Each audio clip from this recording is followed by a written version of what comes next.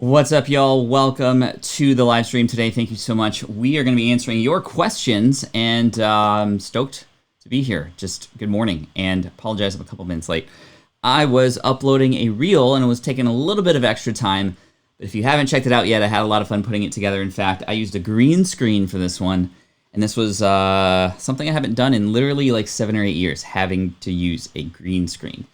But I'm learning the tech and I'm figuring it out using the chroma keys in ScreenFlow. You can also do the same thing in iMovie, as well as Final Cut Pro, Adobe Premiere, all those sorts of things. Anyway, I'm having a ton of fun, and I'm here just to have fun with you for the next hour or so. So if you have questions, think about them now. We're going to play the intro, and if you do ask a question, type it in all caps. Type the word question in all caps, followed by your question. And if you happen to be a member here, use your question emoji. And thanks for being a member, by the way. Let's have some fun today. Here we go. This is the income stream to help you achieve your dream. All while we keep it clean. This is the income stream. It's the kind of show where you can come and go, but then you leave inspired with no fee required. The income stream with Pat Flynn. Awesome, y'all. Welcome in. Thank you so much. Somebody was asking a question. What did you think of?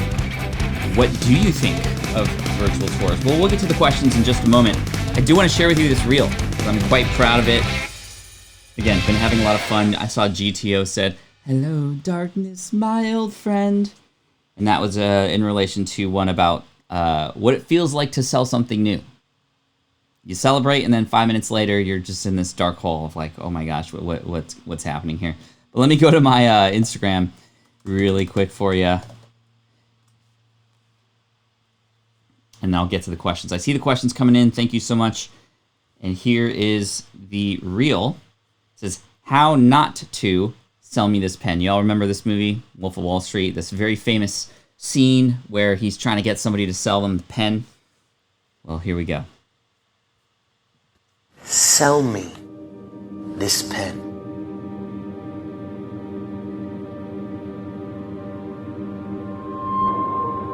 Well, this pen works, and I personally... Sell me. Okay, sorry. I'm getting a little too happy with these. But I'm experimenting. I'm trying new things. A lot of people on Reels aren't going to go that extra step. And I always love to go that one extra step with things. Obviously, like with the stream here, I always try to go one extra step because I try to stack things in my favor. Well, when it comes to these Reels, I'm just enjoying sort of being creative. And I like it because it's only 15 seconds, so I only have 15 seconds to be creative. So I don't have to worry about spending, 50 hours on a project. It's just, 30 minutes to come up with something funny like that. But there are lessons, and I'm trying to also pack in some value into these lessons and these funny things as well. So the idea of selling a pen, right? It's interesting because in the movie, they always talk about the pen itself. Oh, this pen works. It's a nice pen. You can write with it. And it's like, no, that's not what you need to do. I do have a separate video about how I would answer this, which might be coming out later. But anyway, it's not about the pen. It's about the person you're selling the pen to. What are their needs? What might they need the pen for? Or what does the pen represent to them? And those sorts of things. So anyway, had a lot of fun. I sprayed so much water on me this morning. I was like dripping wet to try and pretend I was sweating and stuff. Super fun. Good times. Anyway, thanks all. I appreciate you being here. And let me go to some of these questions that I saw that passed just a minute ago. So let's start here. Mark, what's up, Mark? Good to see you here. Hey, Pat, I have a Tascam 12, but wondering if a Rodecaster Pro is a better choice for my 4-year-old podcast. Okay, I thought it was your 4-year-old's podcast. And I was like, maybe a 4-year-old, well, although there's giant buttons on there. But it's not for a 4-year-old. It's a 4-year-old podcast.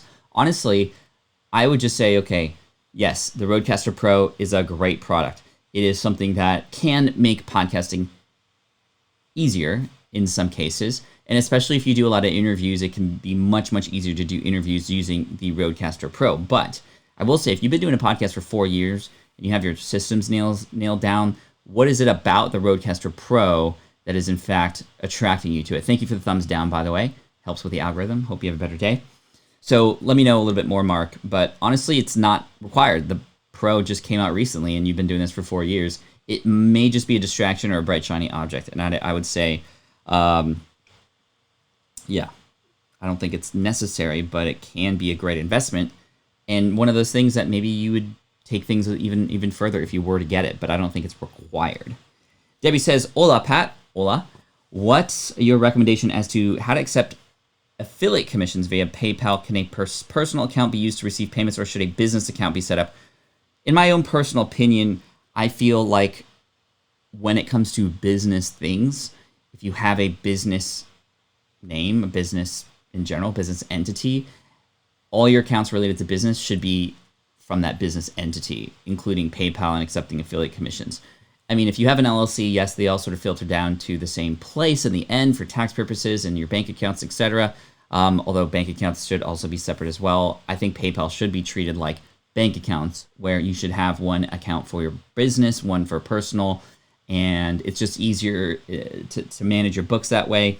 And although there's less accounts when you're doing it yourself, it can do what's called pierce the corporate veil, which means that if something were to happen and they would see like some of your personal stuff's being used for business, then it could just completely negate the whole purpose of having a business, which is for protection of your personal stuff, if that makes sense. Sweet. I love your reels. I just put one together for my grant today on types of medical coders. It was so cute and fun. It is. I like the short form. This is what I love about Twitter. It's like you only have so much room to work with, right? Destiny, thank you so much for the super chat, my friend. You inspire me every day. If it wasn't for you, I would never have started podcasting. Would you be a guest on my new podcast? Yeah, man. I won't be able to do it in the next couple months, but for sure, would love to and would be honored. Thank you. All right. I think this is my 100th consecutive income stream, says Dr. Joella. Thank you so much for being here. You just remember like the first number? That's cool. Well, we're going to get to 200 soon. I see Elton asking a question. What are the plans for episode 200? I got some plans, but you'll have to show up to see. I'm not gonna reveal too much. So, do you think any easy niche will be left for Amazon affiliation at 2021? You know, the thing about finding a profitable niche is the fact that, yeah, there will always be new niches. There will always be changes to niches. There will always be opportunities to take advantage of certain situations where things maybe aren't as great for products that were once successful, and there could be a newcomer or a new way to promote or talk about these things. And you can be the one to step up to do that. So I think that, there's always going to be new stuff. I mean, I think for Amazon, the trouble with Amazon is Amazon, right? And so they can at any moment pull things, they can change policies, they can increase or decrease, like we've seen recently, the decrease part, their affiliate commission. So although Amazon affiliation is great, and I would still recommend it because it's what everybody's used to buying from, and all the products are there and people go there to buy things, you can just get in front of them, and that's how you can win with affiliate marketing using Amazon. I mean, those things add up for sure. But I would definitely build your own brand of some kind where you can bring emails into your own system, and so that you can better serve with other products, maybe your own products or other affiliations outside of Amazon that are more profitable. Okay, let's keep going here. Russian says, hey, are you still creating and managing a portfolio or content websites, or are you mainly focused on SPI? By the way, following you since 2013. Wow, thank you so much for the follow since 2013. That's like 7 years. I can do quick math. I sold Security Guard Training HQ.com at the beginning of the year. I sold foodtrucker.com at the beginning of the year. I'm primarily focused on, yes, smart passive income, as well as SPI Pro, as well as my own personal things at patflynn.com, because I'm starting to write books and do things that are going to help perhaps my next career, which is going to be in the world of education and making a change in education. And SPI is definitely a stepping stool for that. Not to use it, but to essentially it becomes an energy source for this new branch that I want to get into. And it does cross over because I want to teach kids entrepreneurship. But anyway, and then my other focus is SwitchPod, which is a physical product that I invented recently. So this is what my focus is. And these little websites and these little content plays were useful and they're helpful. I do still have Green Exam Academy though, although I'm not managing it. It still generates an income by just linking to other resources that do update things, and I'm just sort of a middleman resource there.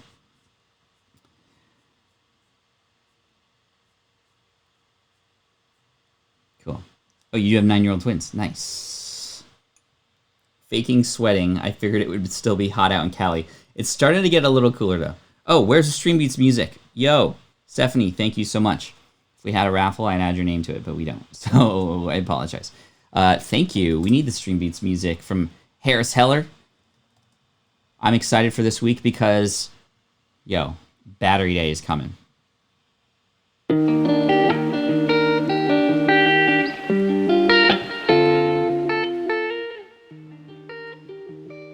So if you don't know what Battery Day is gonna be a momentous thing in history related to how energy works. And yes, I'm into farming these days. Farming in my backyard. Gardening. Thank you, Stephanie. Hopefully the sound levels are okay. Let me know if you can still hear me. But Battery Day is this long-awaited reveal of certain new technologies that Elon Musk and the team over at Tesla are revealing to just continue the progression toward sustainability and using electric vehicles and such. It's just, I'm an investor. I have stock, and I'm just really excited to see what happens. Thank you, Stephanie, again. I like this question from Destiny. I'm going to go random. I'm not going to go in order this time because sometimes I go in order and it's literally like I miss a whole bunch of questions that come in, and I'm going to skip a bunch of questions, but I apologize. You're more than welcome to ask the questions again to try and capture my attention. Again, there's like 100 people here, so I apologize, but let's keep going. IK says, what do you think about virtual tours as a side hustle? Virtual tours in terms of like real estate, taking virtual tours of houses that people buy, I can see that working because there is a need to buy houses. There's a problem of not being able to go to the houses. So perhaps even creating virtual tours for real estate agents. You go into the homes, you take your cameras, you create the 3D effects and such. Maybe a virtual tour related to certain locations because people can't travel anymore. I wouldn't just go, oh, a virtual tour of such and such. I would position it as, you know, the way I would do it would be maybe like position it for people who are empty nesters who, yes, can't travel right now, but want to relive sort of where they went on honeymoon. And like I can personalize a gift from one person to another by creating a virtual tour of all the places that they went to when they were on their honeymoon, and I can just talk to one person and then that would become the gift, and I could create a virtual tour and have the person sort of insert certain messages sort of on a scavenger hunt on that tour. Anyway, I'm just sort of brainstorming, but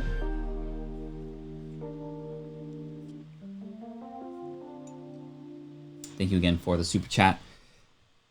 Destiny, question. In your opinion, what is the email sequence to give value to sell a digital product after? Many thanks, you are the best. So what is the email sequence to give value to sell a digital product after they subscribe? Well, I would say there are some things. Thanks for the thumbs down, by the way. It still helps with the algorithm. I hope you have a better day. We'll turn that frown upside down. Appreciate you for being here anyway. When it comes to email sequences and such, and again, big shout out to Stream Beats and Harris Heller for making all this music free for us. I recommend you can do it too, if indeed you are going to stream as well. Anyway, to this question, proper sequence after a person subscribes. I think it depends. It depends on where they're coming from and what they might already know. You need to know as much about these people who come into your email list as possible in terms of what their pains, their problems, their needs, the language that they use is. And when you can better nail that, the more you can understand the problem, the more likely it is they're going to come to you for specifically the solution. And it could be a few days, it could be a month, to nurture people, to get them to realize that you are an expert, to have them experience a few small wins here and there, to hear stories of how you helped other people, such that when you ask, it'll be less random and it'll be more just a natural conclusion to the entire sequence. So that's kind of how I would approach it.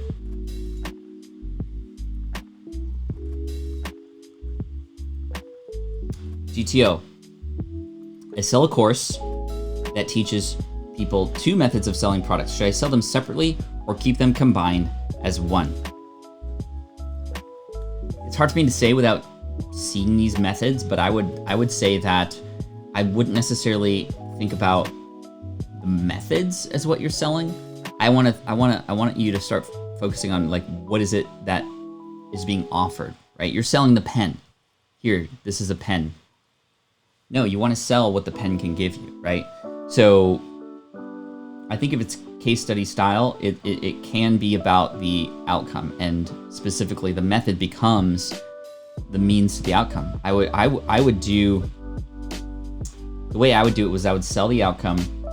I would name one of the methods as my proprietary thing, and then the second method maybe just becomes a bonus, right? A bonus that maybe goes away, a bonus that is advantageous for people to get into before the deal goes away, that can enhance the experience there. I would have it just be one thing, because if there are two separate ways to get to the same transformation, then it's kind of confusing, right? You want, here's the way to do it, right? If that makes sense. I was forwarding Eric's question. Yes, I saw that. Scrolling down. Is there an online resource for stock knowledge, like investing on Tesla? I mean, my favorite resource for any of these sort of stock related things are the retail investors that publish on YouTube. There's Rob from a Daily Tesla podcast. There's Steven from Solving the Money Problem. They're very much Dave Lee on investing. These guys are my top resources for mostly Tesla related things, but Dave Lee is a great one who just talks about more various ones. Rob is definitely only talking about Tesla. Steven talks about Tesla and other EV related companies. There's a bunch, but yeah, YouTube is fantastic for this kind of stuff because, and you got to know, like, those people are not professionals. They're not certified. And anything that they say, you know, stocks could go down the next day because we really never know what's going to happen. But I will say that they do the research. They do more research than glitch in the matrix analysts on Wall Street. They go deep.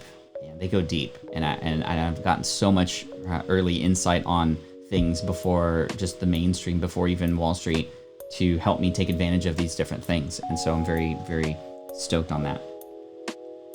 Grandma Goody, thank you for being here. Where should I send notes that might help you with your plans for education? I ran across a book that blew my mind. I'm going to be definitely opening this discussion up more, probably a podcast down the road. Definitely this book that I'm going to be writing is related to this. And I will have some means or mechanism to accumulate a whole load of people who also want to get behind what I feel and what I research is, in my opinion, the best thing to do in education. All right, let's keep going. Zenyan Vlada, what do you think about travel blogging right now with COVID and in the near future? I mean, I think that eventually we're going to get back to normal, right? Or some sense of normalcy. Travel is not going away forever. There are people and companies that are definitely struggling right now in that industry, but it's going to come back in some way, shape, or form. So I think not all is lost, number one. Number two, I'm optimistic about how it's going to bounce back and bounce back even more, because people are just so thirsty for travel. Like my family and I, we're gonna go everywhere as soon as we can again. And I think there's gonna be a huge boom. I think that, you know, airline stocks and these kinds of things are really interesting to me. I did invest in a little bit of Delta. So anyway, just like trying to get ahead on that, but excuse me. Wow, a lot of great questions coming in. Again, I apologize I can't get to all of them, but I'm just going to go kind of random here.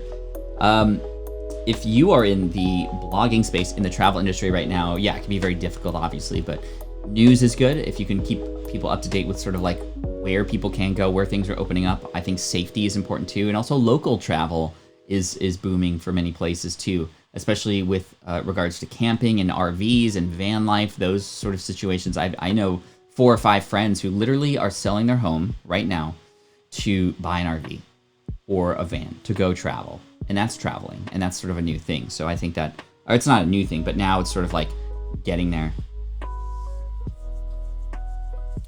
Rhino, hope you're feeling better. Dave, and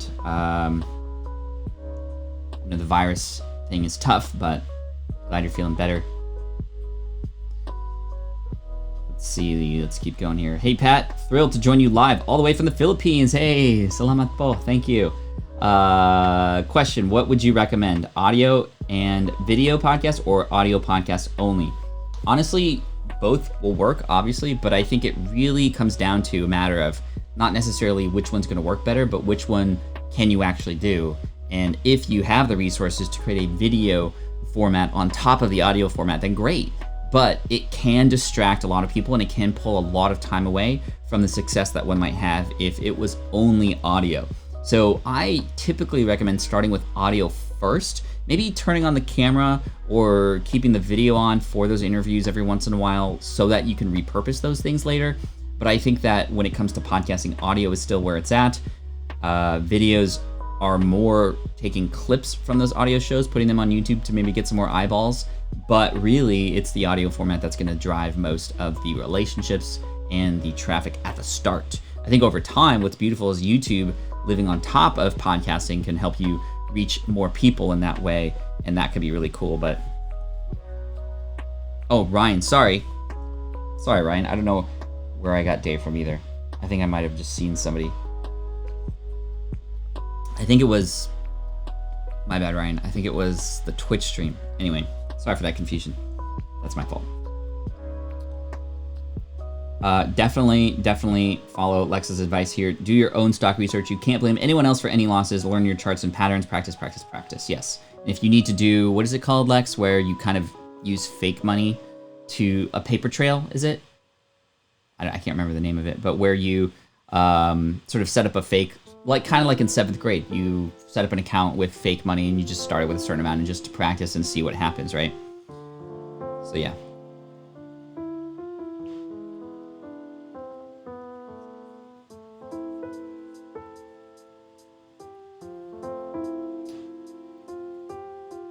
Destiny, how do I set goals for my new podcast that are ambitious and realistic? How do I set the right goals? I think your goal paper account, thank you, Lex. I think the goals shouldn't be necessarily numbers, like I want 10,000 downloads or I want this many downloads. I think it should be, your goals should be habit-based. They should be consistency.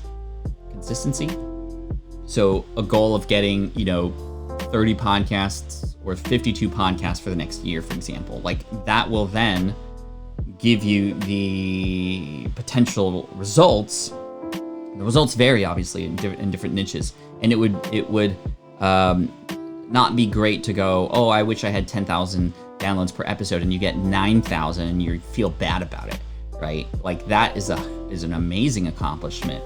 It would behoove you to instead think of trends and growth trajectory instead of like reaching a certain number or goal. I think having a number goal is important, but that's more long term. That way you can adjust and make changes and push the pedal to the metal if you seem to be behind and whatnot. But I think the when you can create, very similar to Atomic Habits and James Clear, when you can create goals that are habit based, then the results may come as a result of that. And the numbers and the things that I measure are, how are we growing, right? How are we growing?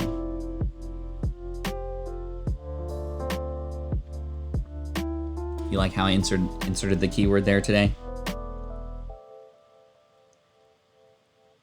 Cool. Sorry, I'm just checking something. Excellent.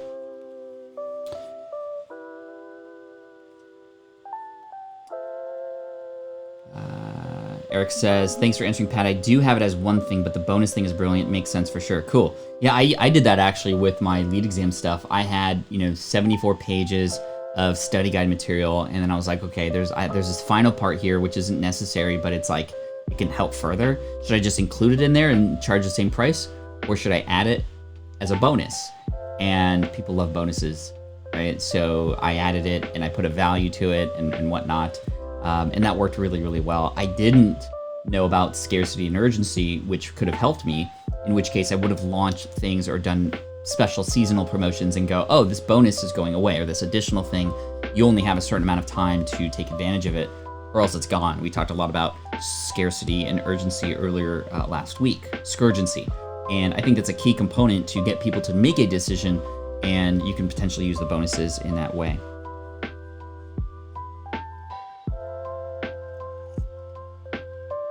Yeah, maybe I saw the name Dave on your website, Ryan. Or just, I don't know what happened. I'm sorry. I'm embarrassed. Russian says, hey, what's your top 1 productivity tip, and how many hours do you work per day? I guess 18 hours. No, I maybe work 3 to 4 hours a day. And not every day either. Other times, I am putting 18-hour days in when I know that is required. So it's not same thing every single day, and I like that. But in most cases, it's 3 to 4 hours a day of actual work time. Most of my time spent with the family and thinking of our future together there too. And also learning. I spent some time learning, reading, watching videos and stuff to get better at what I choose to do. 2 people watching upside down. Thanks, Bernard. So, yeah, I mean, it's efficient hours really is the answer, right? I could do the same amount of stuff in 12 hours, but it would not be as efficient. And so I would much rather, number one, I guess the best and number one productivity is do things that you know are going to be, working for you or are purposeful. Like purposeful productivity is the key. Because sometimes we're doing productive things, but it's without specific purpose. It may be to clear a to-do list, but is that to-do list actually reflective of the things that we know that we need to do that are gonna move the needle or that are important to us, right? Portala says, hey guys, can you see me? Yes, we can see me or you. There's just a lot of people right now, so I apologize if you feel invisible here. You are welcome, but I'm answering questions at random as I see them today, and I'm just kind of going forward. So, speaking of Portala, I see your question here. Hi, Pat. What do you think about ease of doing business for Indian migrants in the USA, mainly North? I don't know much about culture-wise, but I would say that any person not native to the US coming in and doing business here, I think that there are definitely, some struggles and hardships that you might be able to face. But I think at the same time, you could turn it around and actually use this idea of you coming from elsewhere and having perhaps other languages that you can use to your advantage, in fact. And I think that when you niche down and you can find others who may best be served by you and where you've come from and your experiences, I think that can be a beautiful situation because a lot of people are also in your same camp and can and want to work with people like you.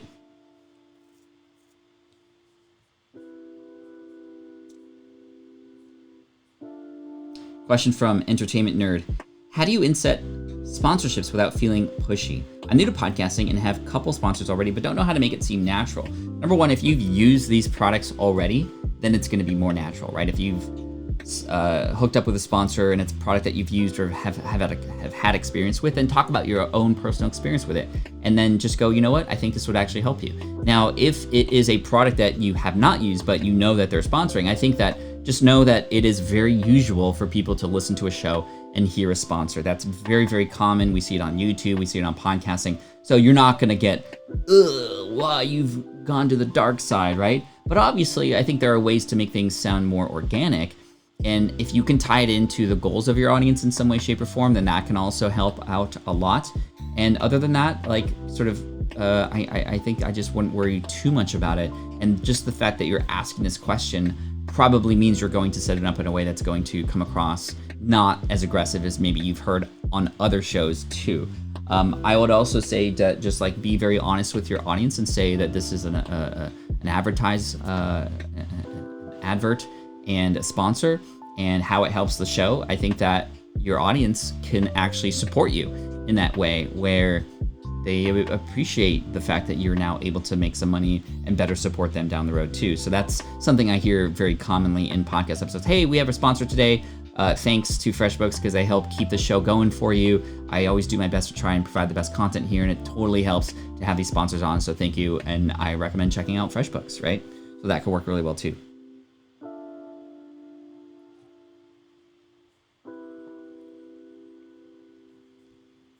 All right, scrolling down. Rock Reflections, what's up? Hey, longtime fan. Some of us are not as pretty as you. What are you talking about? And are not as nice on the viewer's eyes. Do you think it's okay for me to cartoon version of myself and talk over the rest of the video? I don't think I'm pretty, and I think that if you feel like how you look can work against you, then I understand, because trust me, I felt the exact same way. This is why many of my first videos were in fact not cartoon versions of me, but in fact just screen recordings. So I would take a screen recording of what was on my computer and talk over that. And that actually can be very helpful. And I loved that because I didn't have to put my face on camera. And I was always so worried about what people were gonna say about me. But in fact, when I started to get a little comfortable, even just putting my face on for a little bit, I started to notice that, well, nobody really said anything. And there have been people who have said, hey, like, why do you wear shirts like that? Or, you know, hey, you look weird.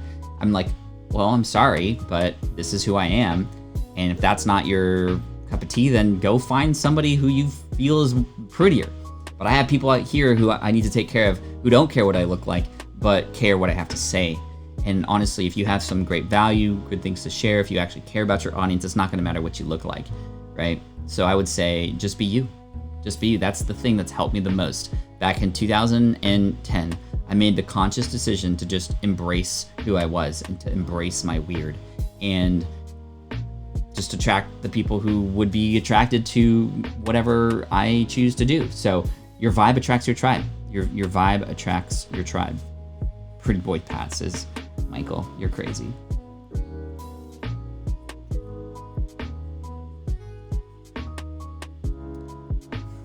User 44 says, you look fine, what the hell? You know, this is a psychology thing that we don't know. It's like, I know it seems weird to some of us who are comfortable in our own bodies, but to many others, it's potentially years of bullying. It could be a lot of things outside of our own control that have put these thoughts in our minds. So although we're like, yeah, what the hell are you talking about? You're fine.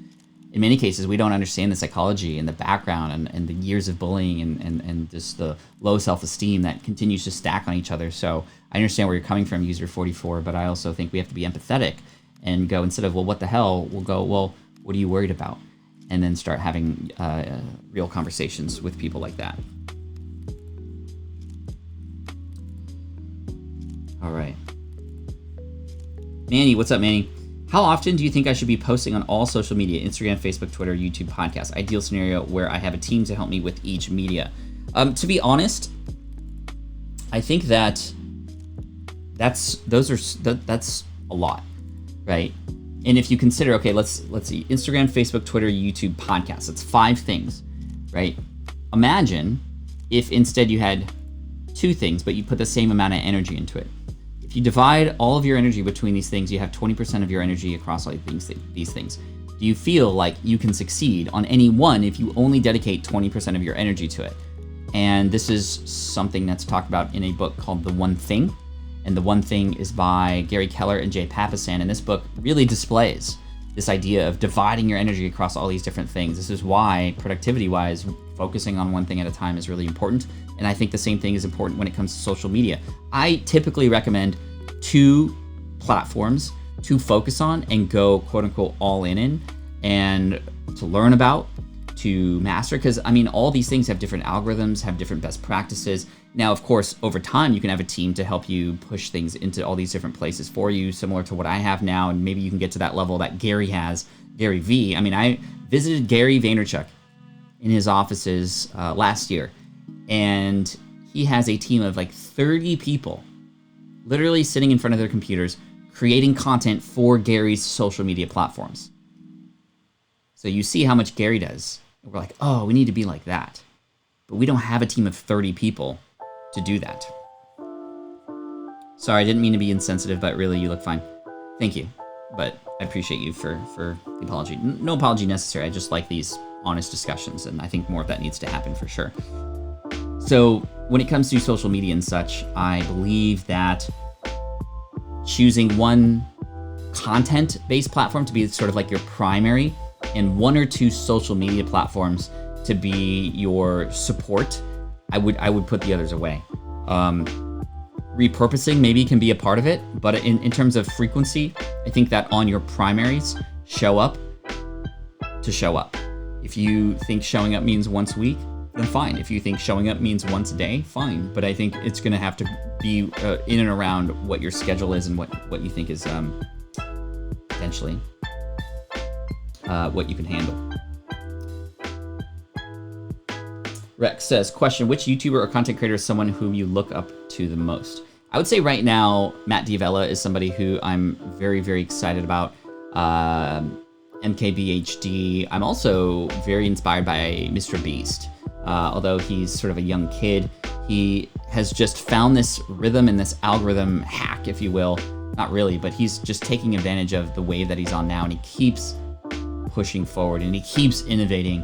He just reached 40 million subscribers, and all the money that he makes from his videos, he puts back into his videos. He just, in his recent video, bought 40 cars and gave them to his 40 millionth subscriber and tasked that subscriber to give away the cars to others. And it like made people cry and like all this stuff. He's just crazy, and he's created Mr. Beast Gaming. I'm just really, really inspired by not like how much work he's putting into it, but just how creative he's getting and how much money he's giving back to those for his success. Like every dollar, right? Which is pretty crazy.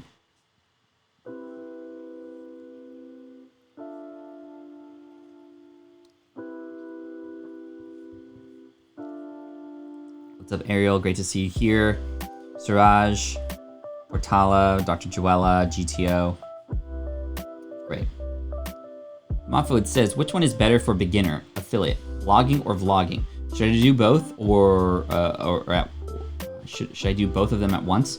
Well, I mean, this is very similar to the answer that I have with Manny. I mean, honestly, I've seen more people succeed focusing on one and learning all about that versus dividing their energy between two. I think that maybe if you are more excited about vlogging does take a lot of work. It takes a lot of consistency, much like all these other ones, but there's that additional effort of not just recording the videos and coming up with a good story, but also the editing and the uploading to YouTube, learning about YouTube. But I mean, it's very similar on other platforms too, all the ins and outs and things that you have to learn. But affiliate marketing, whatever platform you choose, can be injected into your content right from the start. And even though you have 0 views, and even though you have 0 blog posts, even in your first article, you can talk about something really helpful and the tools that you use related to it. You could recommend a product. You can use these opportunities to write or record to showcase and help people make decisions. That's what a good affiliate marketer does. You're not selling products. You're helping people make decisions on what products make sense for them. That's your job as an affiliate marketer. Hey, there's like 100 products out there that exist that can help you. Well, here's the one I recommend. Here's why. Here's how I've used it, etc.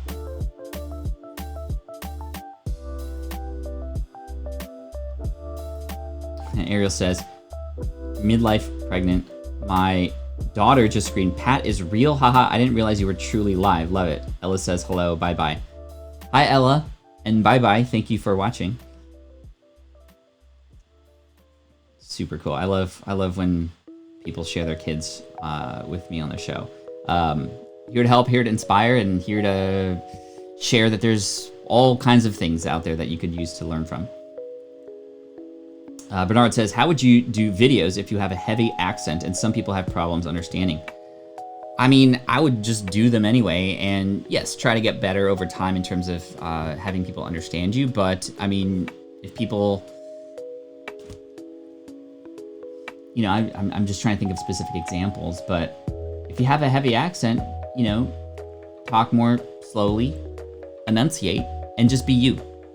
Again, you may have people go, oh, I just can't understand this right now, and that's fine. And guess what? You're gonna get better over time, and it'll be interesting to go back to video number 1 and have people go, wow, you've come a long way, and your English is getting way easier to understand.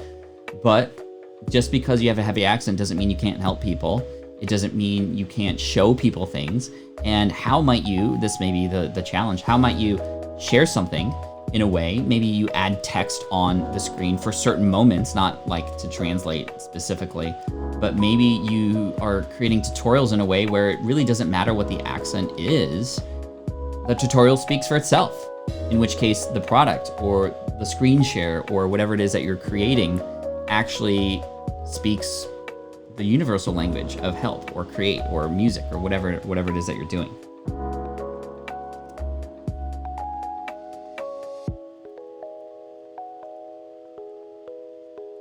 Contempo Coding says, someone on my channel commented the other day that I'm ugly. Deleted comment, move on, focus on making more content. Yeah, I mean, those negative comments typically come from a place of hurt, meaning hurt people hurt people. To have the audacity to leave a comment that would potentially put somebody else down, it can only stem from them having been put down from others. And that's how we feel like it's okay. That's how we deal with it. And again, hurt people hurt people. You do research on bullying. Typically bullies have been bullied. Typically bullies are those who have had something happen in their life where they're very hurt and they're taking out this aggression on others.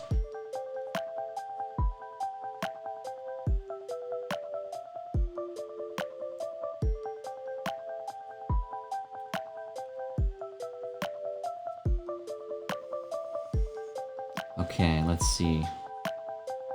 Big Papa, I love it when you call me Big Papa. Thank you. Your t-shirt reminded me of this question. I developed a quiz page for Lead Magnet, but I'm not ready to launch my website. How do I make the quiz available on Twitter without launching? So a landing page with the quiz related to it or on it that you could potentially use to get that person's email address or offer some sort of result can be very powerful. In fact, if you've listened to the most recent episode of the Smart Passive Income podcast, guess what it's about? Creating quizzes as lead magnets. So if you haven't listened to this yet, Big Papa, I would definitely recommend checking it out because it definitely will help you in terms of not just like the why and hopefully inspire you and show you that you're headed in the right direction, but also give you some more tips and maybe even brainstorm other ideas. But I would just put that quiz on a sales page, or excuse me, a landing page. And I don't know if this quiz is just developed in your mind or you've written it out, but you can use the tool that I mentioned in this episode called outgrow.co to format this quiz in a way that'll get people to answer some questions and to then get an output of some sort, and you be able to collect their email perhaps ahead of time.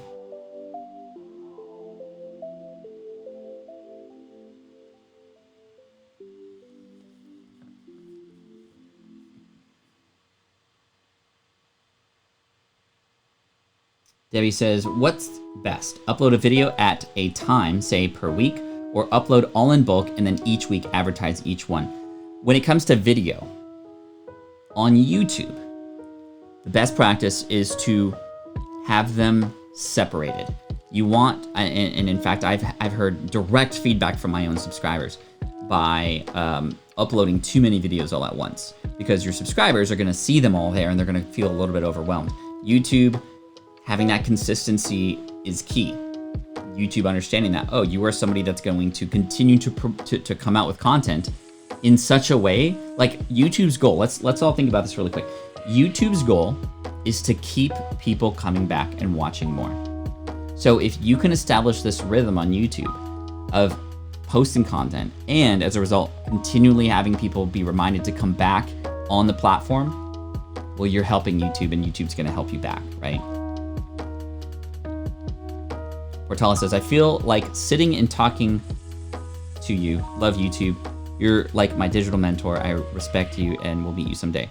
It's gonna happen. It's gonna happen. You and I, we're gonna sit down, we're gonna have a coffee one day. I don't know when, I don't know where, I don't know what we're gonna talk about. It doesn't matter. This is one of my favorite things to do. Obviously, we're sitting down having coffee right now, yo. So we're just chilling.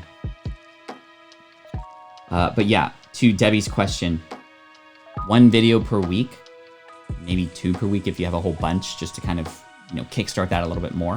That's gonna help you out. And plus that'll give you time to reply to all the comments from that single video, to market it more, to repurpose it, to put it elsewhere. And then all things become focused on that. And then you come out with the next one after that.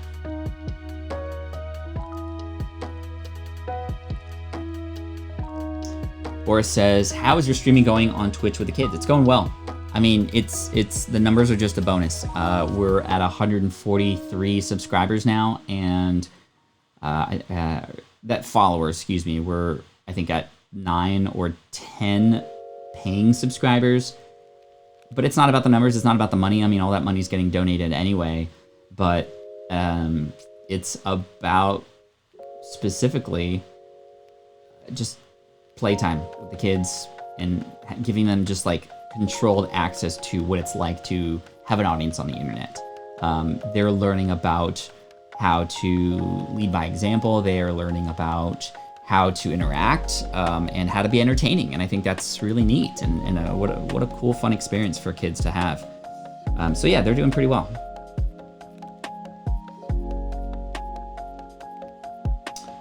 All right, Francis says, I was applying to be an affiliate with a nutrition school I attended, and they asked for combined followers and unique page views to website. How do you find your website's unique page views?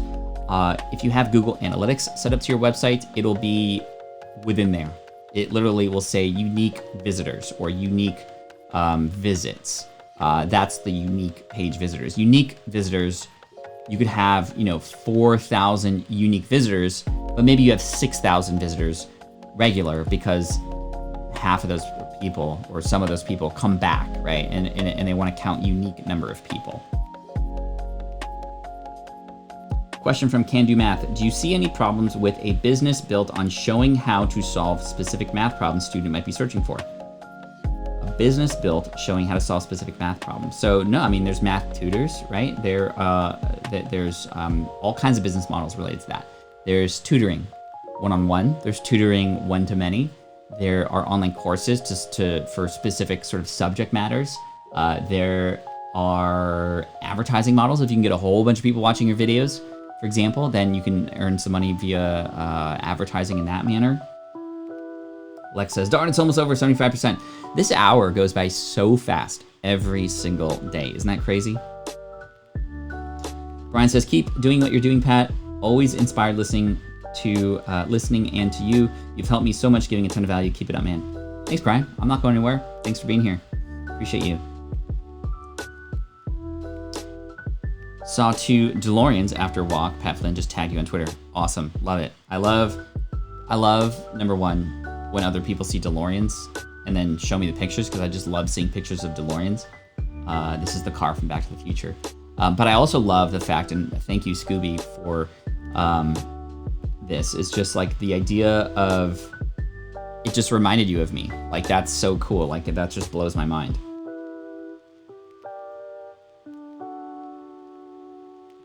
Oh, you're a developer of Smush? Yo, that's cool. We use or have used Smush. That's dope. Question from Jahanza. If you could develop one plugin utility for YouTubers, what would it be and how would you monetize it? I would have a tool that would tell me the most popular videos and interesting subject matters and topics that my audience type wants to know about, such that it would give me insight into the most successful video that I can create right now. That's a big struggle that I have. There's just a lot of options for different videos, and I know keyword research can do this, and I know that there are a lot of things in analytics that can show you and guide you to that answer. But if I had a tool that could just go, hey, here are the top 3 videos that you can create right now based on what's popular, based on what your people are searching for, and based on what has worked on your channel before and your audience's search history, my gosh, that would be an amazing, amazing thing. Yes, I'm wearing, this is a new shirt, I think, for y'all.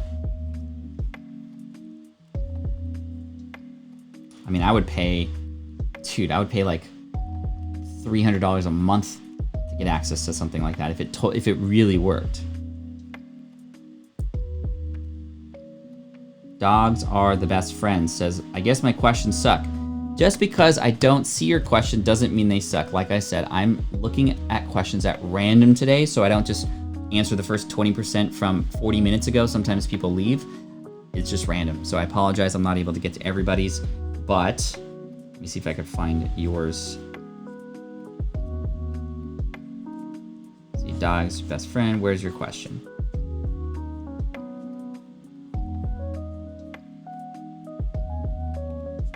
I don't see your question.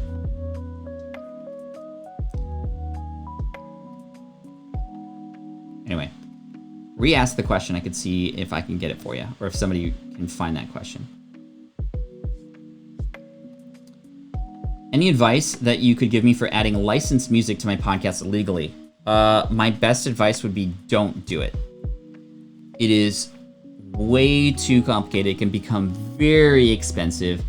Just to give you a clear example, my friend Michael Hyatt licensed music from a band named Switchfoot. He was able to get permission, which was in and of itself a very difficult thing to do. He had to pay money. And then after the contract ended, he was forced to take the podcast down. Do not use licensed music. It's not worth the hassle. It's much easier to just create your own music. Use a tool like, or use a service like Music Radio Creative. I mean, you can write your own lyrics, right? I have my own song now because I paid a few $100s to get that done. Actually, no, in fact, they did caught me on that one. So just full disclosure, and they are an affiliate as well. So smartpassiveincome.com/MRC for Music Radio Creative. But all that to say, it's just such a hassle. Arizona Red, you could try it, and I promise you, it's so much easier to create your own music or use royalty-free music. It's not that big of a deal not to have it. It's tough. It's a very, very tough thing. I wouldn't recommend it. Personally, that's my own opinion. You can do what you want, but don't say I didn't warn you. Lewis says, how do you deal with the noise an air conditioning unit creates in your office while recording videos, podcasts, and live streaming? So the microphone is going to be a big friend, a big tool for you here. Excuse me. Woo. The microphone, if you can get a microphone that is one that kind of can only capture the sound that's in and around your mouth. Any of the microphones that I recommend in my podcasting courses, or the Samson Q2U. I use the Heil PR40 here, which is my favorite, but it's a little bit higher end, and you need some extra, boxes and things to connect it to your computer and such. But that will cut out a lot of the background noise as well. In addition, you can in post edit, which means after you record your episodes, you can let people, or you can edit it so using a noise gate or creating a threshold such that any noise that is below a certain volume doesn't get in. And typically that will be enough to remove any of the hums and such, right? Scully says, Pat, you're so funny. Why am I funny? What did I do?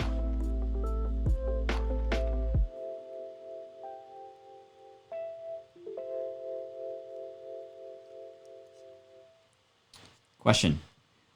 I'm adopted and building a tiny house to travel and live near my birth and adopted family. Would adding that kind of personal info journey add or detract from my dog stories podcast training biz? That in and of itself, even just this comment alone, has allowed me to learn a little bit about you. And the fact that you're open about it made me feel more connected to you. So I don't know if that says anything, but it definitely is something that's a part of you. And I think that it just becomes, no, not the center of everything that you're teaching or what you're selling, but it just becomes something that when people learn about you, they go, wow, now I know this about you, and it'll help me feel more connected. So I think that it definitely adds value, and it adds to the story of you. And the truth is, people want to do business with other people. This is a unique thing about you. And it's not that you're taking advantage of this. And of course, it doesn't have to be like what your business is about, but this is what you have going on in your life. And so this is why people like, okay, if you go to my Instagram, minus the reels, you'll see things that are like, why am I taking pictures of microgreens? Well, because my kids and I were growing microgreens in our garage so that they can learn how to grow things and eat them. And we're talking about potentially selling them to our neighbors. So this kind of has to do with business, but not really. We're just kind of growing stuff in the garden together. And that just has people connect with me because that's just a very relatable thing. Whether you garden or not, it's like a thing that I do that makes me more human. And I think that the more that you do that, the better. What's up, Samson? Good to see you here. I was worried that you weren't going to come in. Rode Pod mic is an excellent mic. Yes, it is, Peter. It's a little short and stumpy, but that's okay. What's up, Isaiah? Good to see you, my friend. You're 19, if I remember correctly. Maybe 20 now. All right. We are nearing the end of the live stream here. I love these casual Q&A days. These are just really fun. I can answer a ton of questions for people. I'm sorry, again, that I'm not able to answer everybody's question, but I hope that this has been helpful and inspiring in some way, shape, or form for you. Question, thoughts on how to make accounting, taxes, saving money interesting enough for building an audience? I mean, if you could make them relevant to what people are going through right now, Lex, there's this guy, he's Asian, and I can't remember his name, but he has been creating really amazing videos to help people during these times, especially when COVID came and pandemic started going down. I mean, literally millions of views, and it was all related to the stimulus check and stuff. And he just brought his own style. Like, he was very to the point, almost kind of angry about it. And I'm not saying you have to pretend to be somebody you're not, but he definitely had his own sort of position on things and shared it. And again, he showed up, number one. Number two, it's very relevant to what people were talking about. Number three, it was interesting because it was helpful for people right then and there in that moment, if that makes sense. And then number four, it was uniquely him teaching. So I would say those things combined can help you for sure in whatever way that you love. I mean, maybe, yeah, I don't know much about you, Lex, but I mean, the more you can pull your personality into it, the more it becomes more than just about the information. It becomes about the experience of learning from you. Yeah, I followed that guy, says Contempo. Oh, you're still 15, sorry. 15, I knew you were young, my friend. Cool. Question from Miss Boyce. We're going to finish with this one. I apologize again. I'm not able to get to everybody's question, but this will be the last question. Miss Boyce, Pat, what has been your most panic moment when creating media? As this week, Wednesday, I nearly lost my book, and it was so emotional for me, but luckily iCloud had my backup. Wow. So grateful that you were able to find it. I know other people who have written books and have completely lost their manuscripts, and it's just such a terrible thing. Honestly, that happens sometimes, and sometimes you don't get it back, and it's very upsetting. It's very deflating. But at the same time, that's happened to me with entire podcast episodes, different projects I've done. And honestly, every time I come back at it, it's better the second time. It always is, if you have that drive to continue moving forward, right? But anyway, I've had some panicked moments. I think the most there are many, from when I started selling my first product. Just panic kind of ensued as a result of just like, oh my God, my product is out there. What am I going to do? Like, is this bad? Is this good? Like, what if nobody buys it? What if somebody knocks on my door and like wants a refund? Like, all these like crazy things were going through my head, to when I got a cease and desist letter specifically for using a trademark in my domain name for my lead exam website, and then thinking my business was entirely done, to when a hater/troll left a really nasty comment, not just on my blog, but on 50 other places where I was mentioned online. And there were these scathing remarks talking about me personally and about how I was a fraud and a con artist and all this stuff. And it was just a very deflating, panicked moment because it was out of my control. I could literally go on and on, to the time that I forgot to hit record on a podcast, and it was with a very, very big person I was interviewing, to the time that the person that I was partnered with said that he was lying about all the numbers that he was sharing, and then I was, as a result, getting pulled down into the toilet with him. I could keep going. It happens. But we just have to realize that our job as entrepreneurs is to adapt to whatever situation gets put our way. And if we let these moments that sometimes we can't control affect us, then in fact we're essentially like giving up. We have to realize that, well, we're gonna have to roll with the punches. Certain things happen, but the truth is the only thing you can control is how you react to it and how you learn from it and how you get better from it. So, woo! Hey y'all, thanks so much for coming in today. I appreciate you. Every single person here, you are special. I appreciate you. Even the thumbs downs if you are still with me. Anyway, you're amazing. Keep up the good work. Have an amazing Sunday, and I'll see you tomorrow at, let's see, is the timing right for tomorrow? there have been some changes in my schedule for the kids and for school and stuff. Let me just make sure we're good to go here. Tomorrow at, let's see. Tomorrow, in fact, we're going to start a half hour earlier. We're going to start a half hour earlier. That's going to be 8:30 a.m., just FYI. So 8:30 a.m. while I make some changes to the schedule. So we're going to start a half hour earlier tomorrow. That's 8:30 a.m. Pacific, 11:30 a.m. Eastern. And so just keep that in mind. You'll see it on the countdown timer, obviously, if you come in early. This is the website that you want to go to. That'll link you to the waiting room before the show starts. And we're going to have some fun again. Thank you so much. New topic this coming week. And as always, keep up the good work, and Team Flynn for the win. Thanks, everybody. Appreciate you. This is the income stream to help you achieve your dream, all while we keep it clean. This is the income stream. It's the kind of show where you can come and go, but then you leave inspired with no fee required. The income stream with Pat Flynn. Hey, y'all. Thanks so much again. Half hour earlier tomorrow.